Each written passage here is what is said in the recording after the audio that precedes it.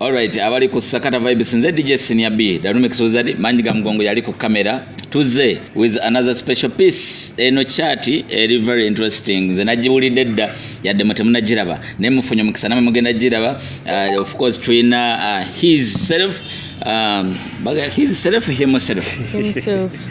bina sizo kwogera bifo kibadde kifo himself Sir Mike eri asajja kutunyonyola gye yalijja kuba twawulirako Sir gwe bagoba mu lubiri wamu yandibanga yeye wamu ne herself Maureen Kabasita buli we njogera erinnya Maureen Kabasita mpulira tekimala mbanja yakwongerako ebigenderako naye ate ndaba nga nyinza okuba olugezigezi ayefuula ennyo amanyi ebitankwatako. How are you? Ndi bulungi nnyo. Onyirira? Webale kusiima. Mbiri gwazeeko oluli gwali guweddeko nga tweraliikiridde. Maureen yabaaki. Wala biseera ebyo. N'otandika n'okwekweka abantu nga toyagala kutulaba. Bannange. Abula naye bw'obeera n'obwongo obulowooza ebikyamwe. N'obula n'okubula ne bagamba abaana bagamba oba wagenze ku kyeyo. Nagamba Maureen ayinza ogenda okuba ekyeyo mu kiyumba ky'omuwalabu. Era ekyo nasiganirawo. Kizibu. Mike ugamba otya? Sigamba. Obulamu bulungi. Fusion Band egamba ki? Ugamba ki? Museveni yatugamba tugende mu holiday. Ati tukole ki? Nayo musala. Mugenda mu holiday. Kunywera amazzi ga kunywa. Amazzi gonywa okuva ku majja paka ku machago tega kutama. Badde ki? Otukiriza ki bagamba water is life. Mukulu yatugamba. Nti obulamu businga sente. Obulamu businga sente. Kati if water is life katunywe water. Newe basawo sente. We basawo sente. N'okusula enjala. Ne bagamba nti bw'osula enjala olivinga emyaka 4 mu maaso. Bw'otwala sente ezo olivingayo omwaka gumu. Kiki olonda? Nti kati awo mbasi ngenda kuva ewa Museveni. Sente manzaagala. Oboza. Anyway, kitegerekeka. Kituufu. Mike nkumanyidde ku Fusion Band Waterfront. Fusion Band yamu ku band ez'amaanyi oba semanyi. Ezaali ez'amaanyi ezaali. Oba Mike. Sibuddemu Kabasita mwennyini naye yagirimu. Mwa basula band eyo Kabasita. Ne mwatukola bubi. Nga tujisuula tutya. Mwagireka awo mutyo ne mugenda. Band eyo yali y'amaanyi nga mwemuli. Why? Ne mulekera Mike ye mukubi ye muzinyi ye muyimbi. Are you sure? Kibinyo. Enjawulo eriwo eri eti nti eri Fusion ne Fusion eriwo nze gye najjiramu za njawulo. Wajjiramu eriwa? Najjiramu ya mwene ey'okubiri ye yali linnya ki? Era nga Fusion. Naye waliwo Fusion eyalimu bano naye nga waliwo bandi entaawo nga 3 ezaali zetwaliise ezaali za academy za Fusion zewajjiramu oba wajja mu Fusion main? Fusion main. For which eno ey'okubiri yali okusinga ya copyrights. Yes. Era kyobula nti temukyakuba oligino bamoni nze bakubanga copyrights naye nga neza Fusion tuzikuba nga osanga olaba Frigo nti nayo waliwo ennyimba za Frigo ze bakuba naye nga aluyimbye si yaliwo. So mwe temukyalikodinga nga Fusion tekyalikodinga? Tomanya osanga corona waggwera tunaabawaayo ku bintu. Maureen mwagenda na kiti? Mwagenda na kiti kiki musuula bandi y'omusajja okutuukaawo? Kiki kye mwali mutakola abayimbi abasigamu kye batasobola kukola? Wabula nze simanyi ebintu bya Fusion ebyo era ndooza ndibibuuziza Michael. Kubanga nze olugero olukadde ku nze yaba abikunnyonnyola obulungi. Ngama abantu abadde mu band lwakuba tubuzaabuza band I want to assume nti is a group of people playing instruments. Yes, of course backing up a singer. Definitely. Naye ate band ate abantu bagamba band zeziri ezikuba ebinga bino by'abasirikale parade z'abaana ku ssomero. Nti ezo nazo band era nazo. Oli n'agamba band ye music ekika kya music kye bayimba a type of music ayimbebwa kati nga olaba kasengejja. Abo bannayuganda abatamanyi bulungi kye boogera kubanga because we've seen people abayimba music ekika ekyo nenga taberanko mu group of people playing instruments nenga ayimba that type of music nenga bamuyita muyimbi wa band anti kati kagamba ndooza vocabulary yaffe oba yenkyamu nga bannayuganda oba butamanya oyo music ekyamuyisa band lwakubeera nti abasinga obungi abaamuyimbanga nezabeeranga performances babeeranga n'ebyuma era bakolanga nnyo live nti bamisach ebiseera biri ba Haruna bani tebaperforminganga nnyo CD kyova olaba nti bamuyitanga bandi abantu bamukazaako lya bandi ng'abantu we bakazaako oli owakadongo kamu ti kadongo kamu si nti lyali linnya wabula nti abaamukubanga edda batambulanga n'endongo emu kyova olaba kibamuyitanga kadongo kamu kati nono naye ekyamuyisanga bandi lwakubeera nti abaperforminganga abamulimu abamuyimbanga buli performance ezisinga obungi ze babeerangako babeeranga ne bandi bano abantu ababiri balina oluyimba baluyita sikaati njagala okuba akafaananyi nti kyolowooza nange kyendowooza era tugenda kuba tukitegeera ffenna so nange sinza ategeere nnyo but gwe muli wowulira sikaati kyekikugira mu birowoozo nga tetunagenda ku sikaati music oli wagamba nti wayogera kigambo music kikyolowooza music ndowooza ku kintu ekyogera eri omuntu naye ate nga anyumirwa and at the same time nga kikozesebwa ddoboozi. How do you understand the music, Maureen? Music lulimi wabula sirwa wabula bene glass sirulimi lwakulya trace. It's not tangible nti osobola okukikwata kiri nnyo mu bintu eby'omwoyo oje akagambo ako kali deep nti temukatya omwoyo si kyekiri kye babagamba mu kanisa nti omwoyo kyekintu kyonna ekitalabwa ekitalabwa maaso ekiwulirwa ku mutima naye nga kiwulira ku mutima kifiiringibwa. It's kind of like a vibration naye lwakuba omanyi kati obaana bannaddiini ennyo beefuula nti kati ekyo kigambo kizibu nnyo kyanjawulo nnyo kwegamba si kya bulijjo naye kya bulijjo balina ekifula ekyenjawulo kubanga era batugamba Mukama Katonda mwoyo nanti era naffe tuli myoyo tuli mu kifaananyi kye exactly naffe tuli myoyo okuba tuli mu mubiri oba okitegeera emyoyo ejjo mu mubiri yeffe kati music mwoyo kiryawo nga bwe luli soul oba okitegeera kintu kiri deep nti kikwata eyo wala watasobola kukwatibwa kintu kirala ate nga tosobola oba gamba nti owa wano oba okitegeera so music kintu kyamaanyi ate kyanjawulo. Mike, music ategeeza ki gy'oli? Music bwe bulamu bwange, music yenze. Music yegwe. Kyesobola okugamba. Ye simple definition ingeri gy'okiwuliramu. Music bulamu bo music yegwe. Music yenze. Music kyekintu ku nsi kuno ng'ogyeko Katonda. Kyotasobola kunzijjako. Okuggyako ng'onzigyemu eddoboozi ate ne bw'olijgyamu obwongo nawo oba olina obutwala. Okay. Mutuka mukola oluyimba mu sikaati. Ku sikaati si mu sikaati ku sikaati ku sikaati si munda kati ongobye munda olwo lw'omunda nalwo lujja kujja naye luno lwe tuliko lwakungulu tukyali kungulu tetunayingira munda ku sikaati. So obeera awo ani ebigambo lyrics zaani za Nils Henry the writer.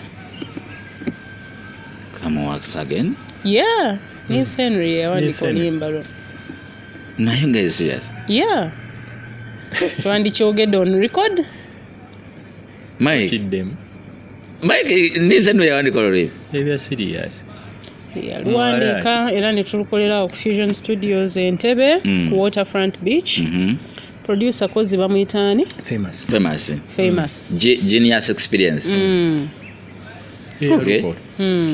nabuze bulijjo manya lyrics zoono omanye no yayagala ezo lyrics ezo zimufaanana okufa era mbadde mwesuuze nga njagala nnyonnyole bulungi why musikati why kusikati kusikati one thing that I can say as we are our niece zeche chemanyiko yali agala something interesting. First of all, did you guys approach him namugamba twagalayo ka piece oba yali ko studio ne vibe ne mujagala? Approached him. Okay. Kati we wanted something ekisobola okujjayo ka story akali a bit funny. Alright. Okitegeera naye ate nga katambula ne beats eziriko mulembe gwo. Okitegeera kati at the same time kati ekintu ekisobola teri kintu kiyinza kukolera sense mangu nga kulowooza ku mbeera ya corona omusajja omuliridde akasente ke n'akusanga n'akugwako mu kifo. Yes. Okitegeera ati akuguddeko mu kifo wamulira akasente ke akusaba sente ze agamba munnyonnyola ekiki kyekyatuuka what next kati lwe luyi tenga ye yalaba ng'oziteeka ku ki kosekati musikati okondoza kubeerako ensawo. Okay. Ndi oluusi n'obusawo namu mbuteeka wano kati omuntu akwata esente ateeka kanya kulebuuza akasente kabulirawo akasawo akali kosekati ibulira kuno tebeta kati kyekyo kyeyali abuuza. Kati first of all mwe mu meeting mutya Mike wali awo oba Maureen yali awo nogamba njagalayo collab ne Mike njagalayo collab ne Maureen? How did it come up? Like ngate munagenda waniseno ngate tunagenda waniseno kyenzola okugamba previously twali tukozeeko ne Maureen waliwo project ze baali bakozeeko naye twali tetuyimbidde wamu. Okitegeera kati idea ey'oluyimba okusinga yiye yagireeta then simanyi oba mwe mutuukirivu yamulinnyako atya n'agamba kandeeta akasajja kano kasa Mike nako katuyi nako kafeaturinge ku luyimba obeereeyo wamma twali twagala okukola oluyimba olwefaananyirizaako bweruti. Okay. Era nga nemanya nti Mike yasobola okulutuulamu obulungi okbayimba bulungi. Kitegeera neŋŋamba kasajja kano lwaki sikakubira ku ssimu ne tugatta amaloboozi amalungi ne tubaako nekyetukola ekiyinza okusanyusa bannayuganda mu kiseera kino ekizibu. Yeah. Because I know people want to know these stories because balaba bulabye ennyimba nga lufulumye boom Nululu ku TV ku radio baluzinye mu ndongo ne boom next tune ngekyo kiwedde. People don't know what happens behind the curtains.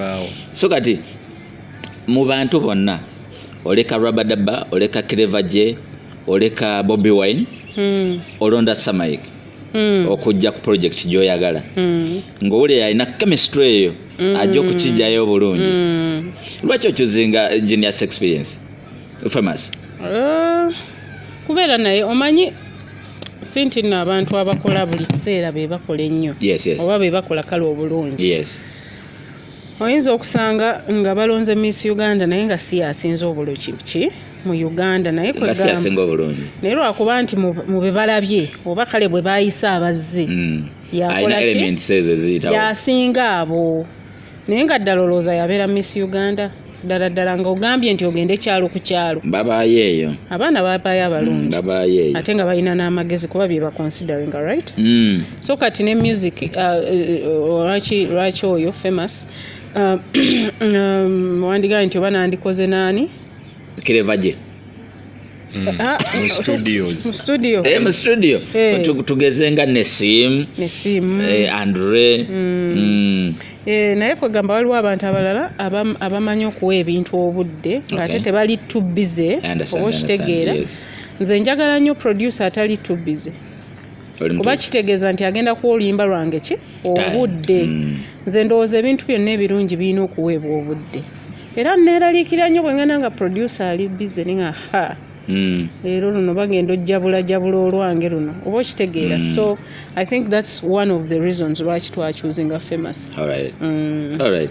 So kati nesenura bawadde demo eyo ajje kuwewedde oba akuweerezako kapiisa nga wuliramu chorus eyo kiri kitya ng'oggyeko obuntu obutono n'ensuye omuntu ali thara meaning what nti ebintu byabikola mu bujjuvu bwabyo si ye muntu eyekozaakozaako he's very ebintu bye kwegamba bibeera organized oba okitegeera atasobola kuddawo n'akuwaka chorus osooka owuliremu is not that kind of person era oluyimba aluleeta nga luwedde naye ng'ate yaluyimbye the demo then kakati of course mubaamu obuntu butono nnyo bwe muyinza okwongeramu nga mukola naye nga waali ate era tokola luyimba lwa Ninsi nga taliiwo kuva dda kuba ajjukira yawandiika akasengejja era nampandikirayo n'ennyimba endala era nazikola naye era mu studio abeerawo n'agamba akola bwoti awo nedda toyimbawo bwotyo yimbawo bwoti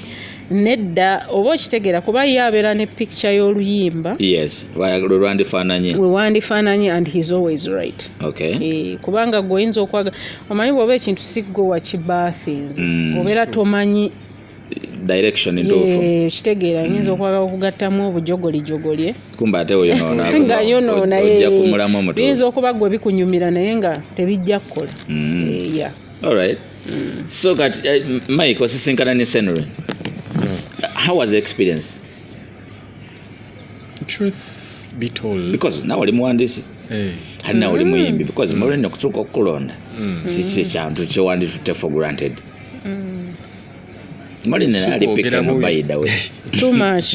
sikwogera bubi naye nze nali simusuubira kubeera humble nali musuubira okubeera proud but munnange was down to earth ate yali amanyi music manyi kiba kirungi nnyo kubeera directed by someone who knows what he's doing. Yes, thank you. Because omuntu asobola okudirectinga naye nga buli kyakudirectinga walayo owulira oyagala omukuba engumbi but ekintu kye yali akola yali akikola bulungi ate ng'akimanyi.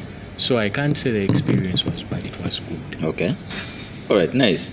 Musajja munno awandiisa oluyimba otulaawo notunulako mu lyrics z'emabega n'ogamba wow, this is a special piece. Yeah. Oba kyali nnomo ng'amuwandiisi munno?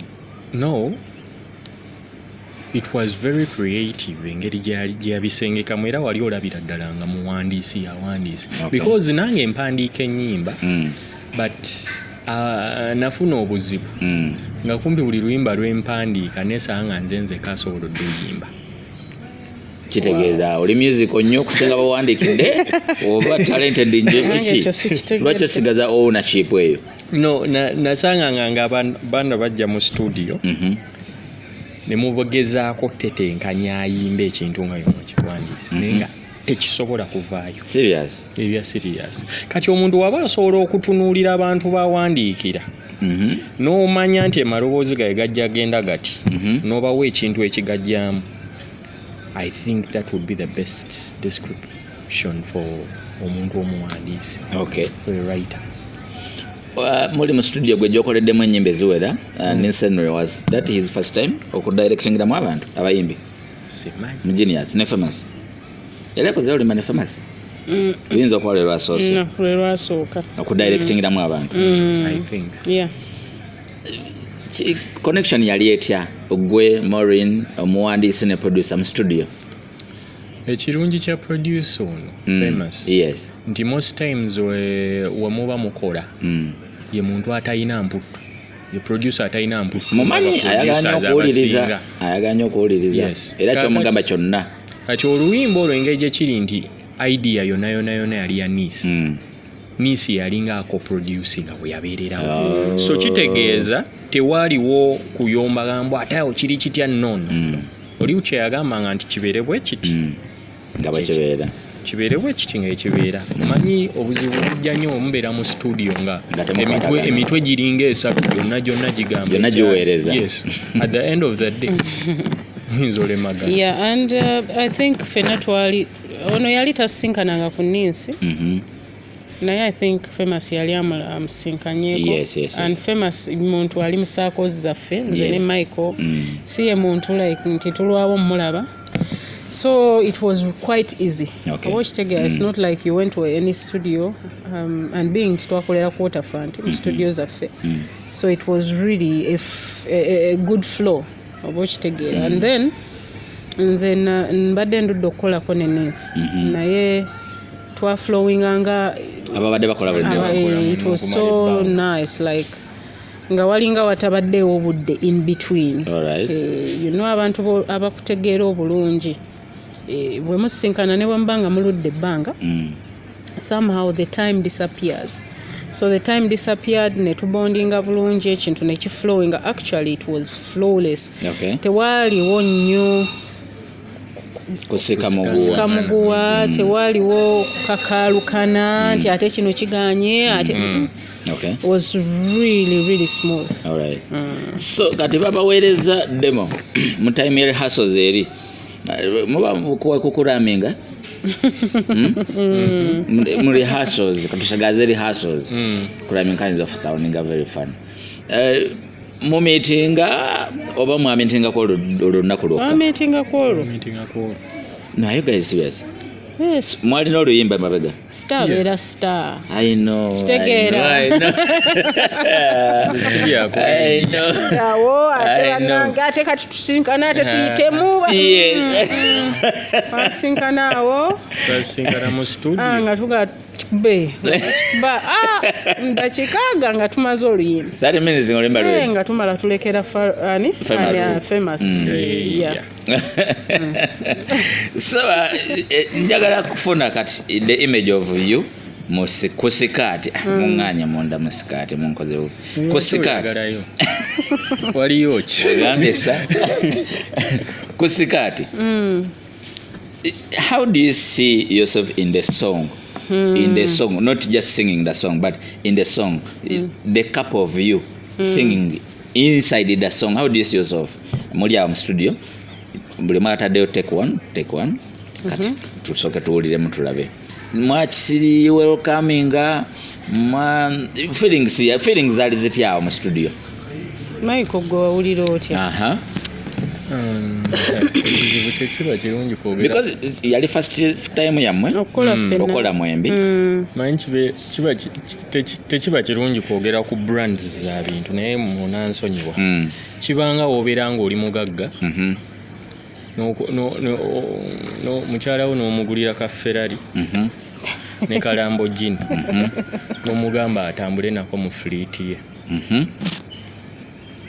Sisuubira ndi asobola owuliranga oli gw'ogulidde ka Toyota ne kagumbya abaako ebbali tikati zaali okwalinga kukwata Ferrari ne Lamborghini n'oziteeka mu fleet y'omugagga.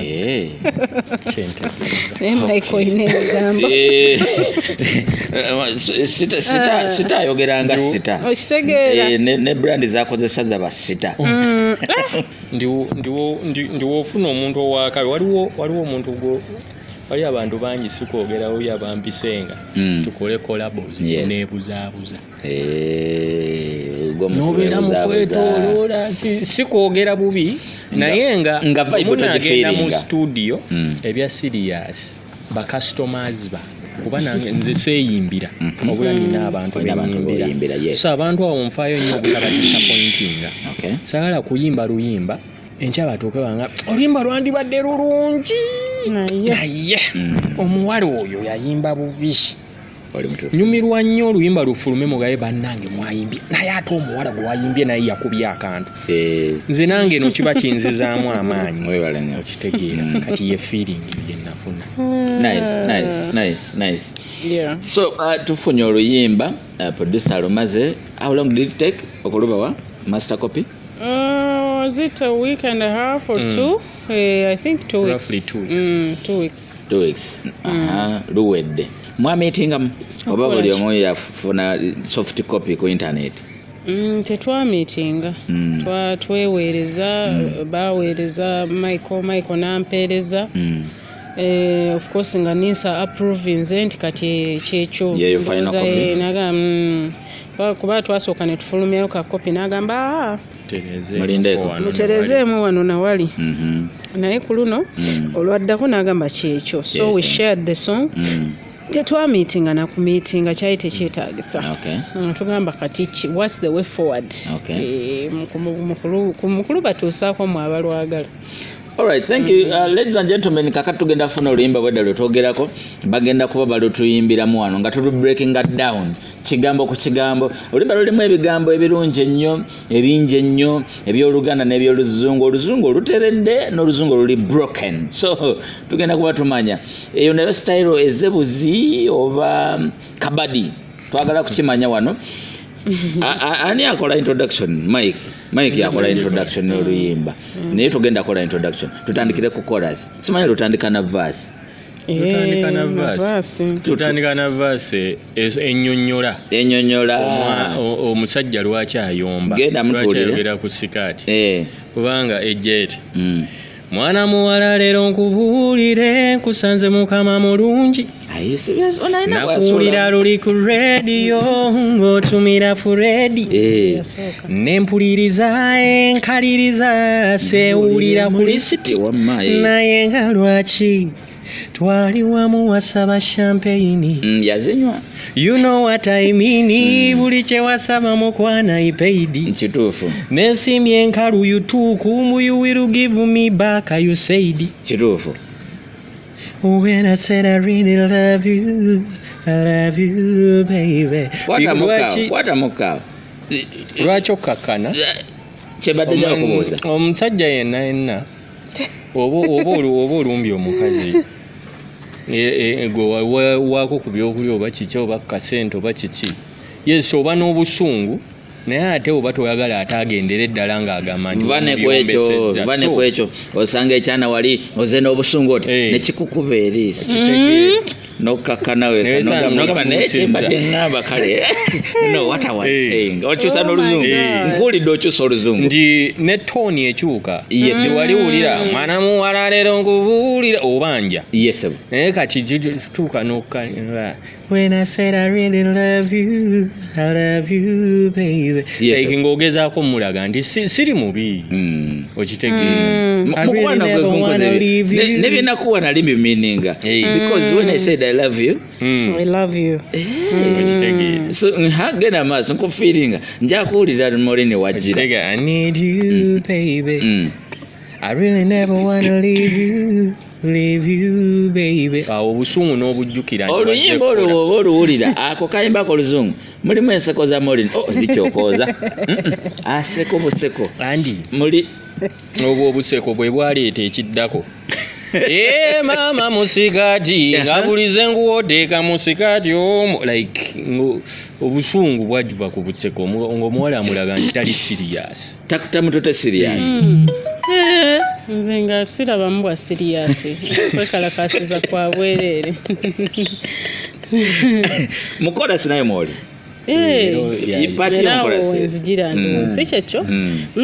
Naye lwaki amaaso tegavaawo kusikati mama kusikati onoonyawo ki kusikati mama kusikati nanti byanoonya biberaawo kusikati wansawo kusikati munsawo yange kusikati munsawo kusikati nyamma yesiba kusikati sikati nefuuka ki ati uyaze kuwanga ng'oteeka kusikati kusikati. I understand verse yo kozi verse yange etandika etya Michael mwana munnange ate nga nze ndi mukakkamu kubanga era nze ngaera bw'omanya abakazi takirabamu nsonga kankinyonnyole omitinga omukyala eyakukuula otaamatamamukko naye walinamu omukwano ate okyagulina so mukana akadde onyonnyola obukambwe bw'obadde ozze nabwo naye akutunuza kiravulavu okkakana osegera kati okkakana akutunuulira aze n'obukambwe ng'akulaba ddala nga balaba nnono fala namumaze dda so genda mu maaso nti mwana munnange oyagala nkole ntya nze ebintu by'oŋŋamba nabifanya gani Oluswahili luze nti olwali lwa Sande abakyala abayayalinda mukaawo kati aletamu olulimi lwotategeera otye nnyo Ukodyo. Tengere nabifanya ganyo nzoloza teeza gani yennyini. Notya n'okutya Kakkane ebintu bizeemu emmundu wano. Genda maaso ne kavaasi. Nti lwali lwa Sande ne musuubiza paani. Kale kabalagala. Mama paani yanfukira paani. Ono kabalagala kaye. Ono kabalagala taliike. Nempewo naye kaye. Mpulira. Mpaako ku kikooti kyo nebike. Enza abanja. Abuza nsonga akujja kumulamwa. Kabalagala nalya bingi naye mwana binfukidde ki? So kati akasente ke bakuwa kono kakunganyiza mu kabalagala. So kati gwolaba kabalagala gwe babanja. Ate tulina lwedde musasula. Ogambye akuyambeko ne ku kooti ye kuba kati empewo ejjira wa mu bbanja. Omusajja bamukuula. Ate empewo we bajja eri ate kiŋŋaana kumusaba ku kooti. Genda mu maaso mpulire wenkuwe kooti kyekiddako. Nabigaana. You lie me. Buba bulimba bwennyini. Olaba you lie me. Kati empewo webeekayi lwaki sikutwalira ddala lumu twebikke. Butuufu ekooti yakinga waliyo amasooka agakakanya. Ekinzobeera. So you record the song and definitely you have to do a video. Yeah. Wamba mukulikodinga oluyimba mukuba obufaananyi ku kifaananyi kya video kinabeera. Era tebusobola kubulamu mu mind omwo. Already kati already script yafulumye. Tumanyi kye tugenda okukola. Era bisanyusa actually biri mu ka comedy. Biri olimba tulwaluwadde African theme mu dress code, mu environment, mu props. Tujeyo kubanga fusion yebivuga eyo eveyo. I understand. Okay. Mwena mubaddeko mu band. Okay, mubaddeko mu band yem, not at the same time. Ne mubaddeko mu band yem.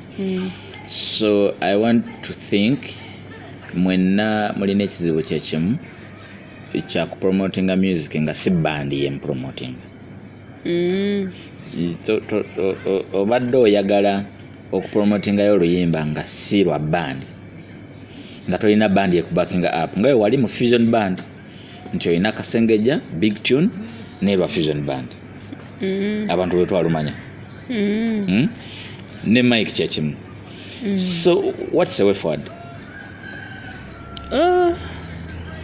Oba way forward like nti are you guys going to continue doing songs together? Are you amanyi gemugenda oteka muno oluyimba gagenda continuing like of course gagenda nakweyongerako ku nnyimba endala, but of course we are not going to do other collabos unless otherwise.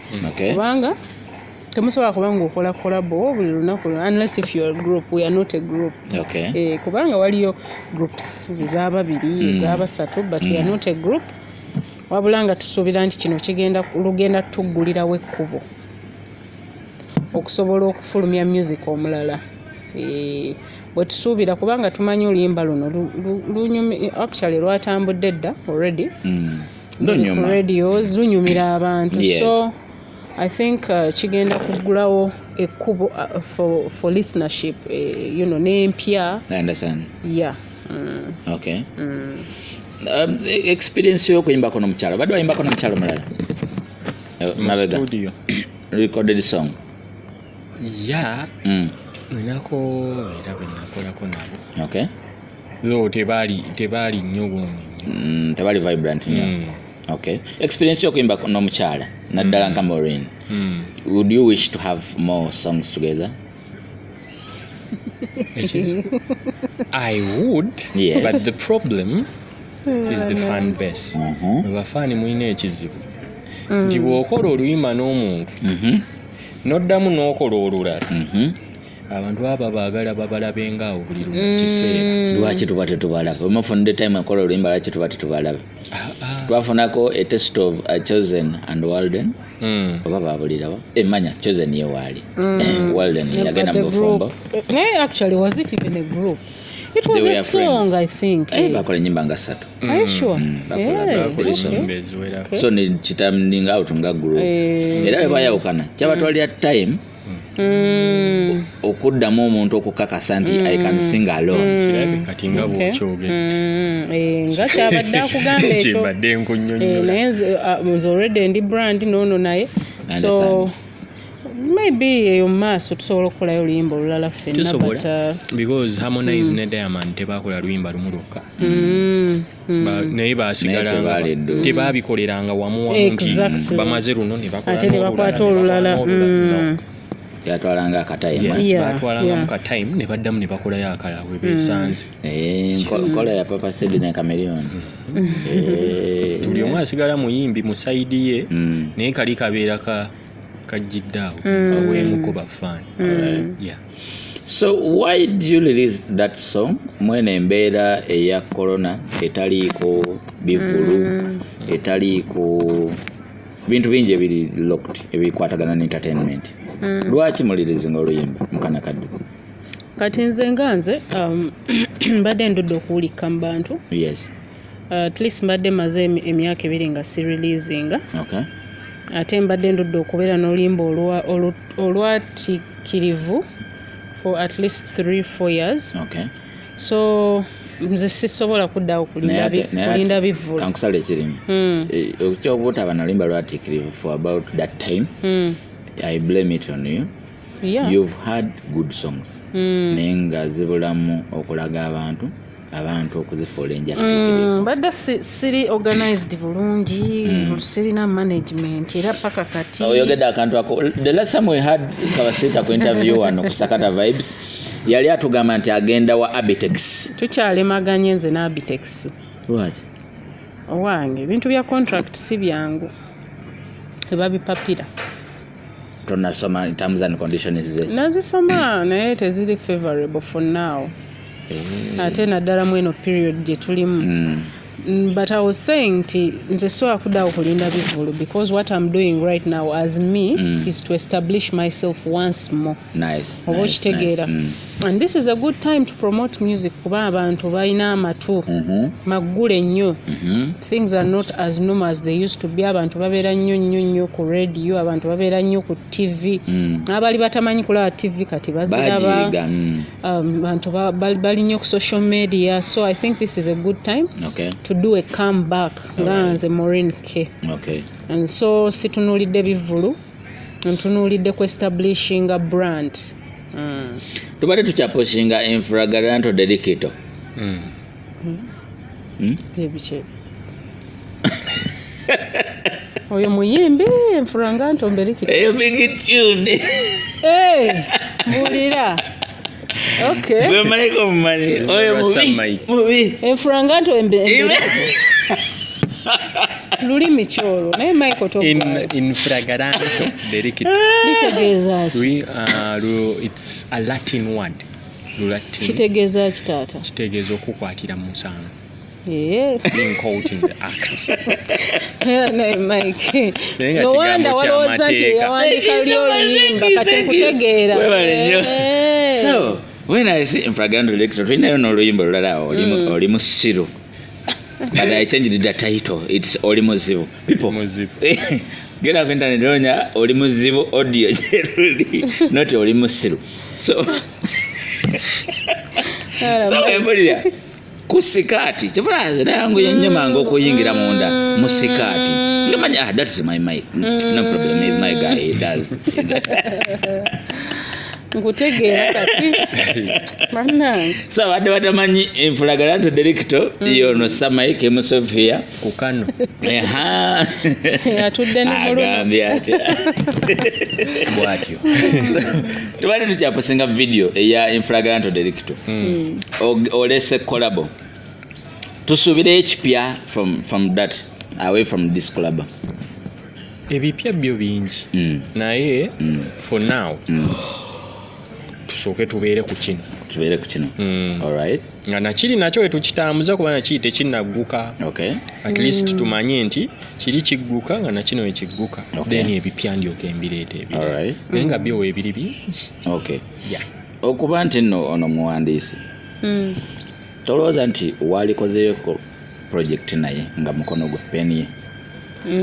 Ekyo kituufu. Nti kati luno lwagguddewo enzigi nnyingi ejaali nange.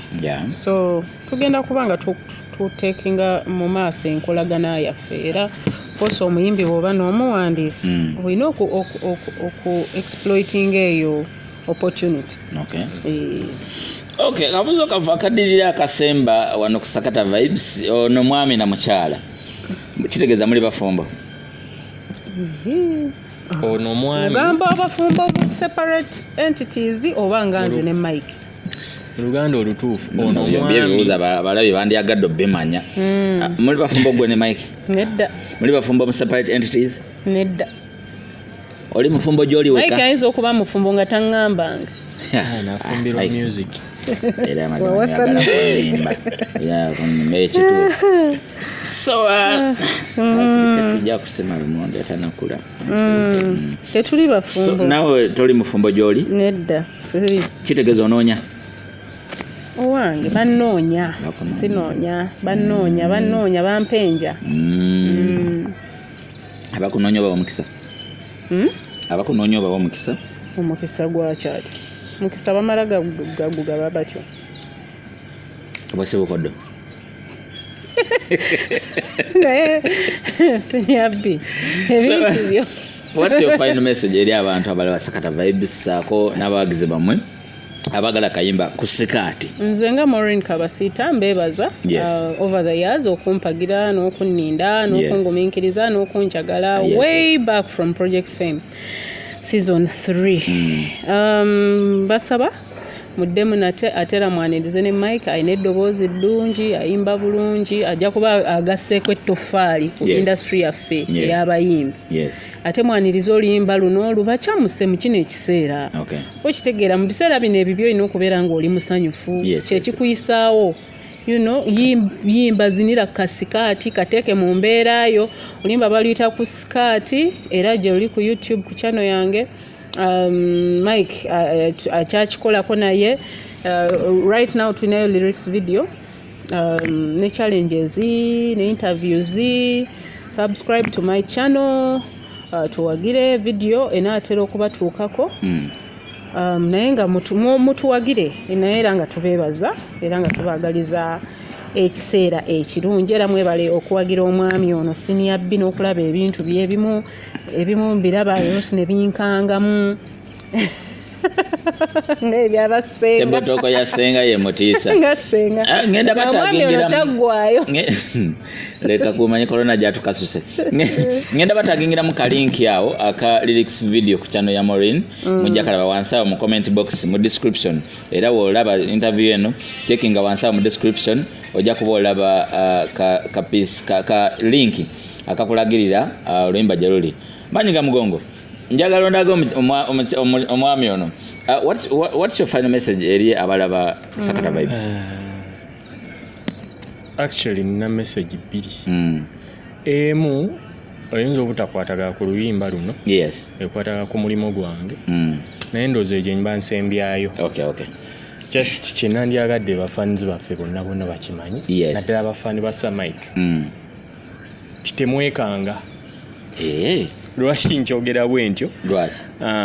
Nze muyimbi ayagala omanyiza abantu nti ndi kamiliyoni omutuufu. Weefulafula kala. Leero nzigira mulaga. Ola nzigira mu hip hop. Ola nzigira wa. Wonna wenzigira munyanirize. Webale nnyo. N'akayimba kano tukatambuze tukaweereze abalala bonna buli omu akawulirizeeko buli omu afune ku chance enyumirwa ku kayimba akalungi nga kano. Webale nnyo. Okitegeera.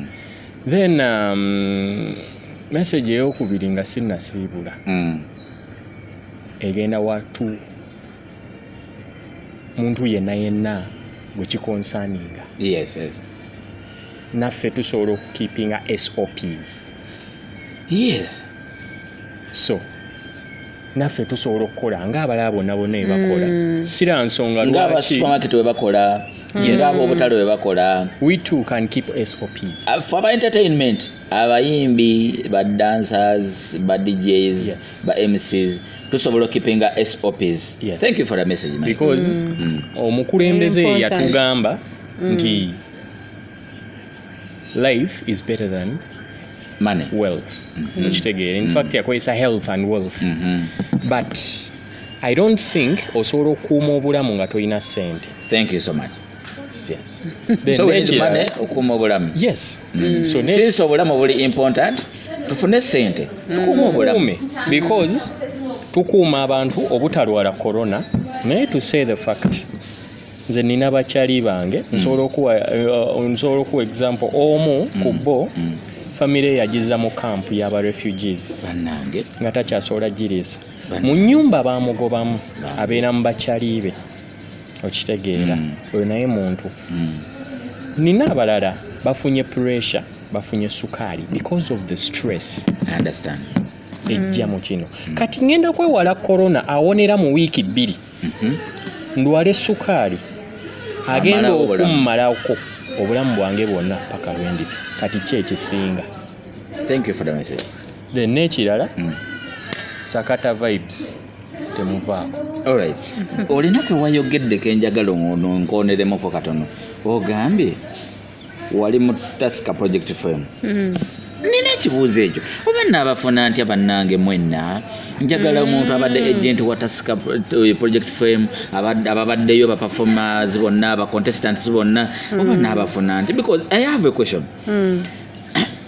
Oba owangudde oba towangudde those guys follow up baba following up? No, they don't follow up. It's chiri babera ba marketing nabo brand zaabwe. Yeah. Oh. So yeah, really they don't follow up. Fe twabakolera show nena fe netufunamu mu ngeri endala abamu ku ffe nze nafuna fame saaviramu awo. Waliwo maybe apaaviramu awo akatonotono. Now let's say you have won. Oba wininze. I don't really think. Of course, the winners are winning a record gundi. Record. Yeah, contract ne gundi ne Sony, South Africa. Yeah. Now they take some time. Then never malera, never again, never recording. But after that, there is no really follow up. Chiwedde. Because nina ngejemba denchira nga sikitegera bulungi. Not only Tusker Project Firm, but Project Firm was zonna is about music. You don't see these guys abawangudde obukoma bbala bawo, you don't see their music, you don't see them tukola kisimanyi. Exactly. Baba bakwata ebati mbagala toddamu kuyimba. I don't know what happens. No kyemmanyi kiri kimu. Music industry is not all about talent. It's about what? Music industry is all about hard work. Si kuyimba buyimbi n'otuula. Bantu bayimbi bangi. Mike, omwana ataddemu effort ye n'agenda participating. Kitegeeza afaayo nnyo. Kyenkulaga kiri kiti. Okufaayo genda okuyimba. N'okufaayo okutambuza oluyimba byanjawulo. Ani gamugoli okitegeera nti omuntu okufaayo okutambuza oluyimba kitwala amaanyi ganjawulo nnyo ku omuntu okufaayo ogenda mu competition. Kati competition banoonya talent. Mwe bafaani temunoonya talent, munoonya beekubako. Kati abantu abava mu ezo competitions abasinga obungi bavaamu n'obuyinnya nti mmanyi the superstar. I'm a superstar nga batuula. Ate n'ekirala abamu babeera n'ebiruubirirwa birala. Oli agenda mu competition nga si muntu ayagala nnyo kuyimba naye banne bamulemeddeko kibaki togendako mu gundi eyo n'ogezaako. I'm sorry to use this example. Ndabye ono guy yani yawangula emirundi ebiri, yawangula mu ya ordinary naddamu ne mu ya superstars. Nawangula Davis. I don't see him. Where is he? Anti ono kyakugambye ekyo. Anyway, kati wali obeera neyo kati company ngekuliko. Moreover ya winninga first omulundi ogwasooka nga yeyeetutte ne baddamu ne bamuyita na participating era nawangula yekola che ekubeerako at that moment but after that it's up to you bokitegera kati wali oba omanyidde bali ngavudde mu university n'otoba bibyo then nekirala omuyimbi yenna okuyitamu olina okuyimba abantu bye baagala wabula tolina kuyimba music mbunze manyi music yes mbalabye nnyo olaba nti osanga abayimbi nga Sam Mike nina ennyimba ezimu ze nnina nga sisobola ziplayingira abantu nga naye nga nze zinnyumira ng'omuntu webale nga nkimanyi abantu temujja zinyumira yes. njadde okkubira ompa oluwaane lwakuba nti wendi okay.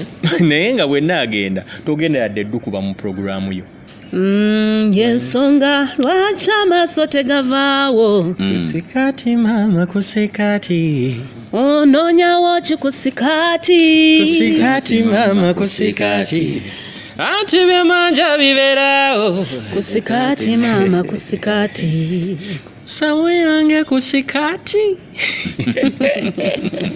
akandekedde nka alright thank you so much mwebale kulaba Maureen Kabasita ne Sam Mike bonna ba ex no yes ono ye ex fusion band artist ono member band wabula bannange nze ndi ex DJ fusion band exactly ati mwana muliba ex